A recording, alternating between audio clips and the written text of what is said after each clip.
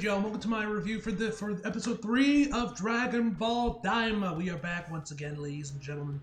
And yeah, this is another fantastic episode, man. We're finally have reached the demon realm itself, man. We had some really nice animation this episode as well. We had a couple of really good looking cuts this episode as well. And yeah, man, as you guys may also know, for all my fellow football watchers out there today, you guys know that today is a very special day. We got the NFC and AFC championship games today. Go Redskins. Obviously, I'm pulling for the Redskins to win and pull off the impossible. Will they? I don't know. We will have to wait and see tonight, ladies and gentlemen. Hopefully go all the way with Circle because I desperately need a new hat. I've been wearing this Lakers hat for 4 years, man. It's starting to definitely show its age, and I would like to get a new hat. So hopefully the Redskins win to go all the way to the Super Bowl, and I can finally get a new hat. But we'll have to wait and see that, ladies and gentlemen. Go Redskins. And yeah, man. Also, one other thing I want to quickly talk about, because I'm pretty sure I forgot to mention this in my review for the previous episode, but we finally have the episode count for what Daima's going to end up being. I believe I saw this a tweet from Geekdom like last week or whatever. Now it's probably that Daima's apparently going to be about 20 episodes total is what Daima is going to be. It's going to be around 20 episodes. So I expected it that was probably going to go into like 2 cours, which is not 2 full cours, but it's definitely going to be like 1 3/4 of core is what Daima's going to run, which is what I expect. I expected it to be like probably around a little over 20 episodes, but it ended up being seemed like it's just going to be 20. So yeah. Anyway, guys, without further ado, let's just jump right in. So we started the episode off with them off in their plane. Seriously, like at first he's like, oh, I don't go through space travel. I mean, I occasionally go through space travel, but it's still a plane. Well, Bulma was arguing that it was actually, a spaceship, which, let's be real, it is a spaceship. That's what this thing literally is. Because as we see later on the episode, just to jump ahead real quick, we see these guys strip got mass relays and hyper speed like in Star Wars. Bro, this is a fucking spaceship. You are not kidding anyone. This is a spaceship, not a plane. Anyway, so as they're going on there, man, we're kind of fighting Glorio was explained to the Supreme Kai and Goku that he was sent here by that they're going to the third demon realm, and that he is wanting to enlist him into that the king of the third demon realm, I believe, if I'm remembering correctly, sent Goku in there to help him out to defeat King Gomon, and that he mentioned how he's he has tons of power stored in his body, and that his cunning can turn you off guard. But since Goku was strong to defeat Majin Buu, he should be strong to defeat King Gomon. And so, as they're traveling through space, which they mentioned the nearest one is on some off-world planet in a different galaxy, seems like on Universe 7 from looks. So it seemed like it was actually very far away from Earth, because I thought it was probably somewhere within our, the Milky Way galaxy. I mean, it's off-world on some other, other galaxy. But anyway, as they travel through space, the Supreme Kai asks Glorio to pull over basically by this nearby planet so that he can relay his current location over to Kabito. Which they literally just basically parallel parks next to the planet instead of landing on, which I thought was kind of weird that they had to stop and park to do it. It's I thought it was weird that the Supreme Kai couldn't just do it while they were in motion to the goldfish. To the goldfish, but yeah, he had to stop there, do his thing to relay the info, and then they went back over, and that's when they met with Sir Warp. And so once they finally get there, man, Goku, of course, being Goku, man, just starts roasting the shit out of this dude, calling him a goldfish, a big goldfish. While Sir Warp is getting angry, is getting offended, getting constantly offended. The dude's face starts turning red as he's so angry, I am not a goldfish. It was pretty funny, not gonna lie. This was pretty funny. So the Supreme Kai tries to stop him, hey, to tell him to stop being so brutally honest, and that the Sir Warp is very sensitive, and to stop with the goldfish cracks, and just call him Sir Warp. So what Goku does is sorry, Sir Warp, I meant to say you're a Popeye goldfish. That is still a goldfish. So by this point, Supreme Kai just says, fuck it, throws him into the backseat, man, then just starts covering his mouth and be like, dude, let me do all the talking. Which, you know what? Fair. Supreme Kai should be doing all the talking and not Goku, because he's going to get y'all killed. And so Star Warp tells them like about they're coming like that, or Glorio tells them they're coming back to the demon world and that they have clearance and that he was dead. He just came out. He's like, you have, but who are they? And he starts asking if they're from the demon world. Show me your ears. So the Supreme Kai shows him his ears, which are obviously pointing. He's like, yes, you are of the demon world. And the other, and he's like looking really close, his eyes are squinting, he's locked in on Goku. And as this is going on, the Supreme Kai was covering his ears, so I didn't know the Supreme Kai could shapeshift people, but I guess him being the Supreme Kai, I guess it works. So he like puts his hand away from his ear, and his ears stretch where they're now pointed, like Piccolo. So if you ever want to know what Goku looked like with Piccolo's ears, there you go. And he has some pointed ears, like, very well, and then he opens his mouth, and they go in there. And this is, like I said, this is this point, I'm like, yeah, these are fucking spaceships, bro. These are not planes, they are spaceships. Because one, they travel through space. That I feel like that makes them a spaceship by default. But we also get to find that Dragon Ball does have their own version of hyperspeed, where through the Sir Warps, and they were very much similar to the mass relays that we see in Mass Effect. Because you guys remember in Mass Effect, for any of you guys actually played the game, or the games rather, because it's a trilogy. Well, I guess a quad trilogy if you want to count Andromeda, and we got a fifth one, on the way as well. But anyway, get sidetracked. Anyway, if you guys remember and how they worked in Mass Effect, they have these mass relays in whatever planet or galaxy you were in there. Just fly by it, and then whoop, it zips you over to wherever it takes you, wherever that location that it wants to take you at.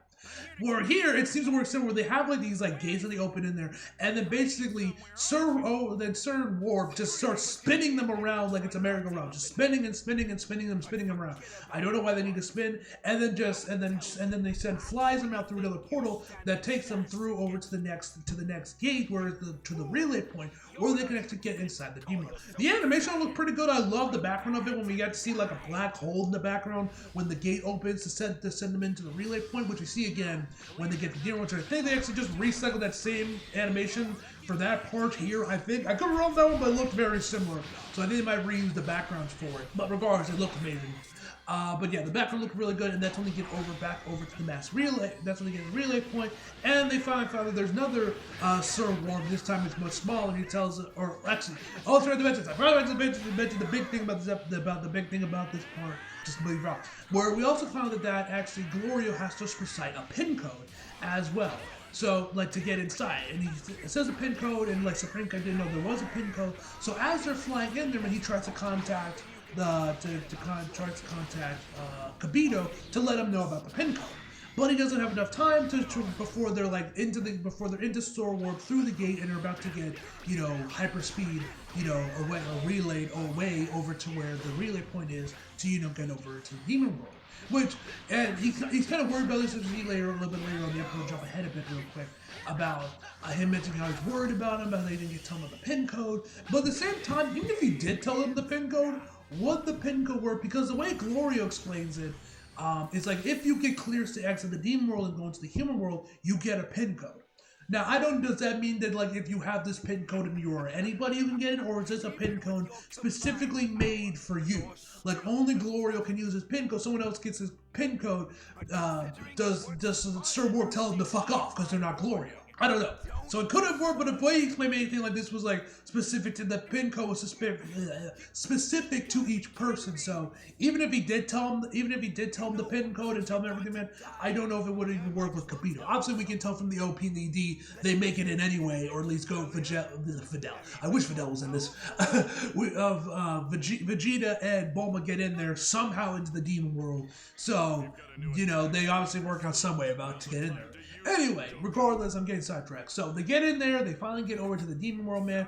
I really love the panning shot they did, where we get to see like where the panning shot they did, or I guess son of a bitch, I'm forgetting the setting up shot. Son of a bitch, I am forgetting the actual like film term that you use for like setup shot. I'm forgetting the exact term of the exact term of where you use to like to show up the environment of whatever you're in before cut somewhere else. Establishing shot. There we go. Establishing shot for where you go, for where you are before you cut to the next scene where the character's talking, whatever. I love the establishment they do of showing us the demon world, man. I think both parts of it were done with CGI and some was hand drawn. Either way, man, it looked amazing. I like the look of that. Established shot as the camera pans through the demon world, showing us off what it looks like. We also get to see a king. We also get to see a statue of Deborah, who we found was a previous king, which I don't believe was ever mentioned in Z or Kai. I could be wrong that one because you guys know I haven't watched the Boo Arc since it aired on Toonami with DBZ Kai the Power Chapter. So I could be wrong that one. They did mention that Deborah was a king of the demon world, but I think this might have been all new lore right here, but I could be wrong about that. Anyway, as they're flying through the demon world, Goku asks Glorio to park real quick, or to land, I guess I should say, since it's a plane.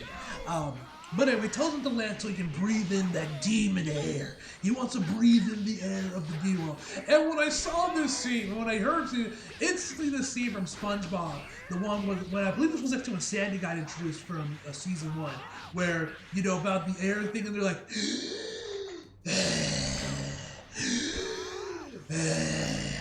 It's free. If you about she doesn't need a helmet, but about trying to see if she can breathe underwater because she smashed up her helmet with the air in it, and they're all doing the whole breathing thing. That scene popped in my head. I wonder if they're gonna do that, and that's literally what Goku does. He breathes in the same exaggerated manner as Mr. Krabs, SpongeBob, and all the other guys were for that episode. The only thing was missing was just the speed lines to show off the wind of them sucking in air and blowing and breathing it back out. That's all the scene was missing from that one episode of SpongeBob. I don't know if someone from Toei is a SpongeBob fan, Toriyama, or his son enjoy SpongeBob, but I don't know. This felt like a little bit too close to SpongeBob for not to be some sort of reference, but I could be wrong. This is just one massive fucking coincidence. Anyway, so after Goku is done breathing in the air of the demon world, he then realizes how sluggish he moves while inside the demon world. This is due to the atmosphere being really thick with the fog around them due to the volcanoes or everything. So he moves really sluggishly, which. I mean, I am no weatherologist. I am no expert on weather patterns, but I don't know if this would work. Considering you guys know there's been very time this series has made points about Goku being able to working in 1,000 times the Earth's gravity or whatever. So I feel like this wouldn't have slowed him down. And to be fair, by the end of the episode, it doesn't. Seemingly, he's back to his normal speed, getting used to the after. But I don't know, it feels kind of weird that he would be slowed down by this, but maybe how gravity works and gravitational pull versus fog and everything, all this other stuff from the surrounding volcanoes could end up affecting their legs. I am not a weatherman. I am no expert on weather patterns and whatnot, so I would not know. But anyway, as he moves around. We get some mention from both Glorio and Supreme Kai, where Glorio asks him, and he asks him if he's a Glen, right? A Glen, and Supreme Kai says yes, and he tells him that Glens, if I pronounce that right, are only more or less in the second demon world, and they don't go to he basically your kind wouldn't want to mingle. It'd be weird if your kind wanted to mingle with the riffraff here. So I don't know what that's about. Maybe we'll learn more as the series progresses. What's the beef between these two races and the hierarchy of the demon worlds? But we'll have to wait and see on that. As they're going on, Goku's just following this cat rabbit thing, bouncing around before he reaches down a cliff and almost falls off, but manages to hold it down.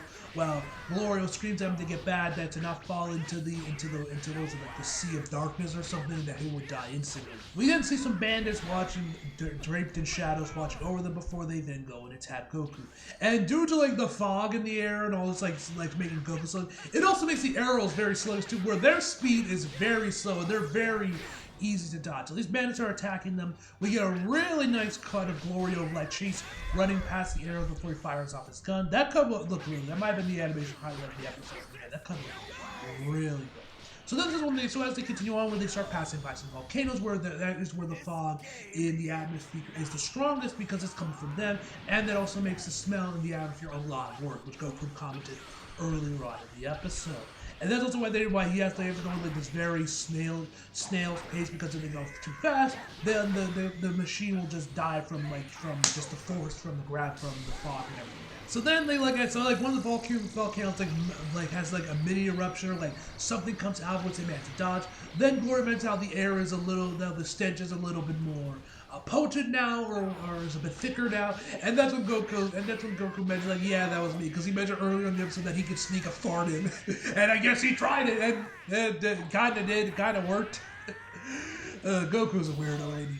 But anyway, that's when they finally land to what they're going to be staying for the night at this little, like, this looks like a planet like Tatooine, you know, when they go to like the canteen or whatnot, man. It has that like vibe to it. So they go to a nearby hotel. The dude tries to stiff him and get 30K out of them.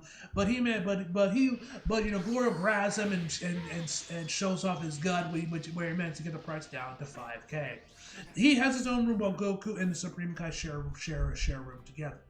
Goku, of course, being Goku, he mentions that he's hungry now, so there's any food around, and across the street there's a bar that sells burgers. They sit down and he orders 2 drinks and 5 burgers for Goku, which is funny that Goku would ask for so many burgers, because literally like a minute of this freeloading motherfucker, like 3 minutes, literally right before they went to the bar, he said, "Hey, I ain't got no cash to burn. Do you guys man share a room?" And they're like, "Cool." So then this man comes into there, he goes to the bar and asks for 5 burgers. And he's like, "Hey, the one dude's like, nah, 5. It's like, Goku, you freeloaded bastard. So then, after he said the order, all of the crooks inside this bar all start looking at him. And as Goku is just chowing down on these 5 burgers and 1 bite, man. Pretty much a very basically your average Sunday afternoon for Goku, honestly, man. And Goku comments that the burgers are very good, that they know how to make a good burger in the Demon World. He mentions that the meat is very juicy, wonders what it's made out. And Glory tells him, "You don't want me to answer that." So leave your theories down below in the comments on what you think these burgers are made of.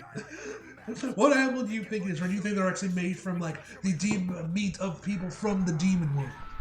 Leave it down below in the comments. Anyway, so as they're enjoying their meal, another guy comes in there and be like, "Hey man, you're not from around here." Because he knows his Goku doesn't have the pointy ears. And Glorio tells him to fuck off. Another wolf guy comes in like, "What? You too good for a friendly chat?" And Glorio tells him to get out of his face. This is when we start throwing hands. First, Glorio's takes out the couple guys easily, grabbing the big guy by like his thumb and then twists him around a bit before he punches him, and then elbows the other guy. But during this commotion, that's when his drink knocks over. He tells the bartender, "Hey, another round."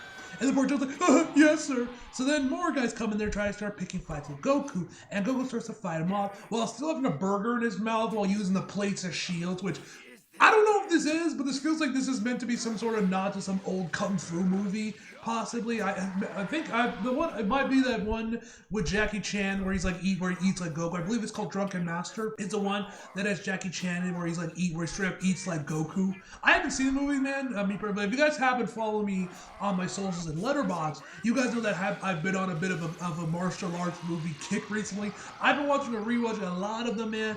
I've seen someone from like Korea, which Ballerina made. But I have to say it right now, because I'm talking right now. If you guys have not seen Ballerina, the Korean movie, not the John Wick prequel spin-off movie, please go watch it. It's on Netflix, man. It is one of the best action movies you will ever see, man. It is fucking brilliant, man. And the ending is perfection, man. Oh my god, I cannot sing Ballerina's praises enough, man. The movie is a masterpiece. Please go watch it if you haven't already, man. It's incredible. Please go watch it. It's an incredible film. But yeah, so that one, I've seen some ones from China. Finally watched the Extraction movies, man, which are both phenomenal in their own rights as well.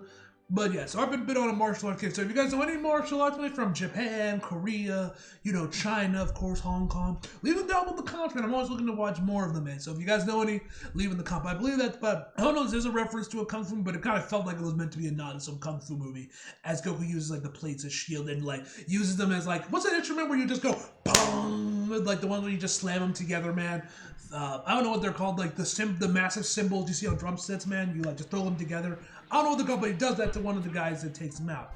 And so he asked for another burger or well, actually right before that, he mentions Goku mentions that he still isn't used to the gravity. So he starts doing some like light stretching, and then finally looks like that's how he finally gets his speed back, and takes on the rest of the guys with ease, and then asks for another burger. And the guard's like, yes, sir.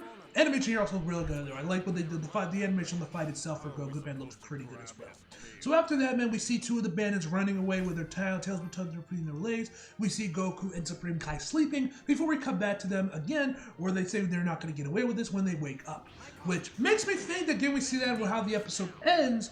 That they were the ones that took Glorio's spaceship, because they wake up, Glorio wakes them up, they go over to where they're part of the spaceship, and the spaceship's gone, or excuse me, plane. The plane is gone. Excuse me. So, and that is where the episode ends. We see that they left a sign on an axe where they parked the car. What does the sign say? Fuck if I know. There were no English subtitles providing to tell me what this thing what the sign said, which, you know, that's weird with Crunchyroll, man. Like, sometimes for some of their dubs, man, sometimes they'll give you subtitles for the dub episodes, man. Sometimes they won't give you the subtitles. I don't know why they're like that, man, with the dub. Obviously, the sub ones, everything's subtitled, obviously, but for dubs, they're like weirdly. Sometimes you'll get subtitles, sometimes you won't get subtitles. It's very weird, man, for Japanese text. Anyway, whatever the case may be, man, that is where the episode ends, ladies and gentlemen, man. And yeah, another fantastic episode, man. Really enjoyed this one, man. Like some of the new lore, we finally got to see more of the Demon World, man. The animation here looks really, really good for a couple of the sequences of the anime, man. And I'm definitely curious to see what's going on with this spaceship, man, because I assume they do go back and recover it from these bandits, and then are back on their merry way. But well, I guess we'll have to wait and see on that, ladies and gentlemen. And finally, with that, we have now reached the episodes that we saw in theaters. Now everything else is new stuff, new material that we have not seen in English before in the dub. So yay. I do get what people say that we should have at least got the first 3 episodes at once, because that's when the show in theaters, which I do think they should have. But obviously, as a content creator, I'm glad they did one by one, because otherwise having to do 3 episode reviews in a row, man, would have just been tiring, man. Because you guys remember I did it with JoJo, and by the end of each core, man, I was burnt out, man. I never wanted to talk about JoJo again. So obviously, so I'm glad they went one by one, but they should have at least given us the first 3 episodes, man, if not more. But yeah, man. Anyway, so yeah, next week that's when we're finally getting new material. We're gonna see some new stuff that we've never seen before in English. So yay. Anyway, guys, overall, I give this episode a 9 out of 10, guys. Hope you guys enjoyed the video. Leave a like if you did, subscribe if you're new, follow me until you feel like it, link subscribe below, and as always, come back for more. See you guys next time.